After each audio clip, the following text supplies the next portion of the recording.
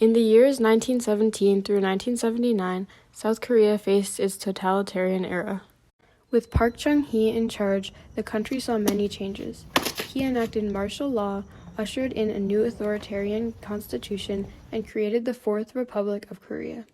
President Park Chung-hee controlled the media and military, ensuring that most would be discouraged from opposing him, and the ones who weren't would face brutal and often lethal consequences. Fear ran rampant as citizens wondered who would be next.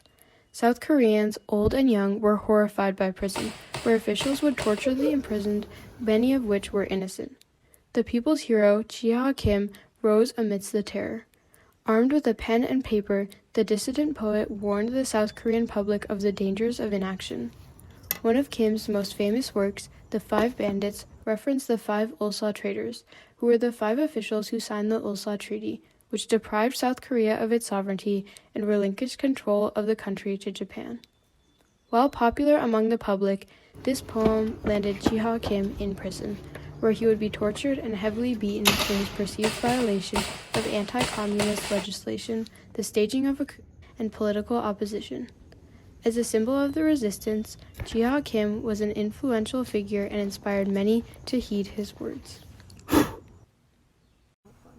South Korea, we have suffered too greatly for too long, and the time has come for us to band together to defeat those who aim to repress and control us. The bandit who sought our destruction is the one whom we shall rise against.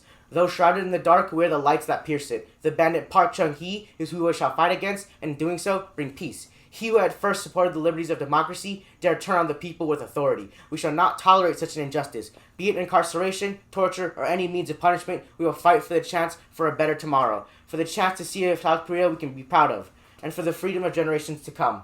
It is a great tragedy when citizens cannot depend on the government and leaders to protect them, but I fear that this is the sickening reality of the nation.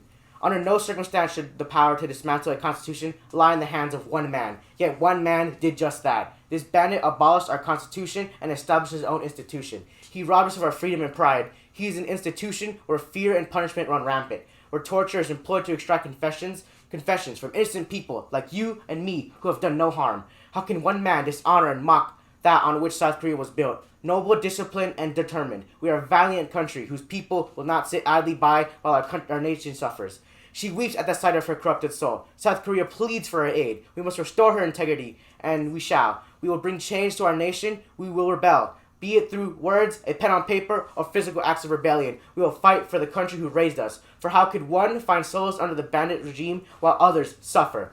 For too long we have let those who sit at the highest seat of authority act under the pretense of power. With a honey-laced tongue and promises of grandeur, we were fooled.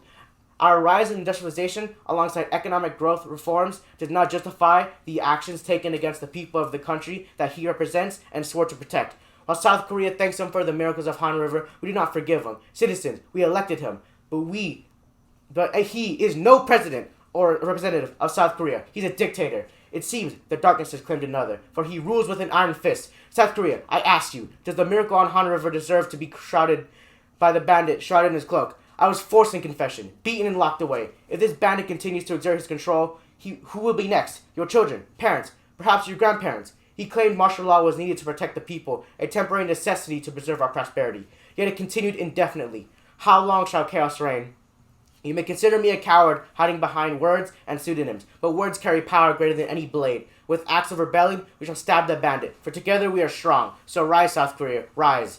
The light will venture through the darkness and strike the snake shrouded in human skin. Despite all repercussions, we must act. If not for ourselves, then for the children. Think of the sons and daughters of the country. South Korea, I beg you, with inactions pulled and pointed at my throat, I leave my life yours for the taking. Once more, my people, let me hear your screams, your voices. Individually we are strong, but together we are unstoppable. Fight, fight, fight. Draw your blades on the basilisk ahead. Show no fear to those the bandit employs. We are stronger than the fear which he preys upon. We are born free, and we shall fight anyone who dares take it. Think of your children, your children's children. We will carve a path out of darkness and let the light of hope bless them. The future they deserve is worth our collective efforts. South Korea, my people, give your hearts, for that is the only way we rebel against this cruel world. We will rage, we will scream, we will fight.